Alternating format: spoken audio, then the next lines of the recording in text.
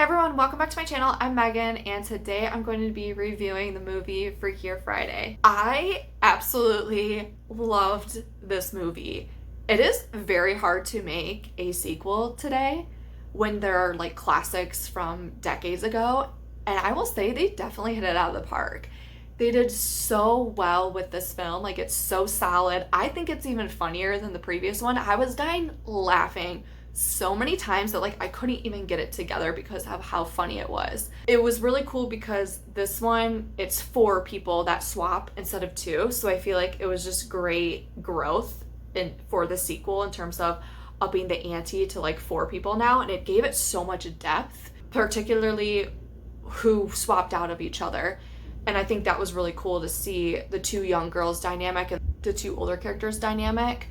It would have been really interesting too if it was, one of the younger and one of the older that were stuck together, vice versa. But the way that they were in scenes together in the show, it did make sense for the 2 youngers to switch with like the 2 olders. And it was just so well done. I think the whole entire cast came back for this. You had the bandmates, the girls.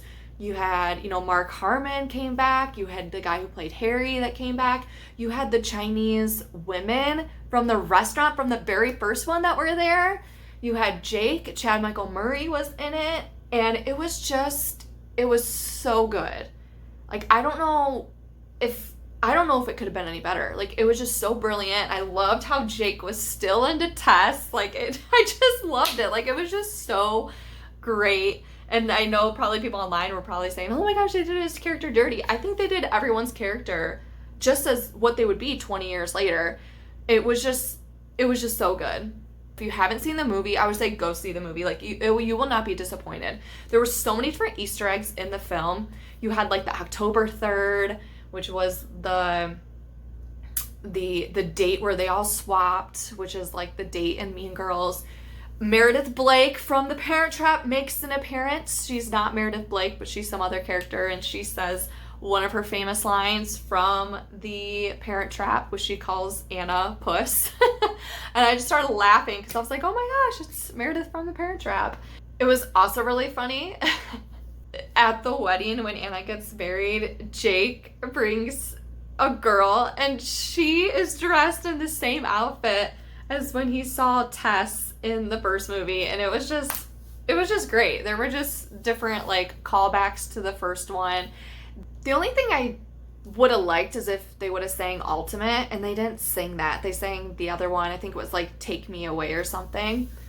I will say the acting was really good. I liked all the actors in it. The young girls did really well. Jamie and Lindsay did extremely well as well. Chad killed it as Jake still. And I don't know, it was just a really feel-good movie. It had like the same feel as the first one, but I just feel like it was heightened or improved or like tweaked a little bit. Like, it definitely felt like a sequel because it was just a little bit more than the first one. And it was just brilliant. I absolutely loved it. I can watch it so many times, and I think it's really hard to make a sequel today. I think it was funnier than the previous one, if I'm honest. But I just really had a great time in the theater watching it. I don't think you'll be disappointed if you watched it. It's like I said, it's very solid, and I'm glad that all the actors were on board, and I can see why they were all on board because I think it was a pretty solid script in my opinion.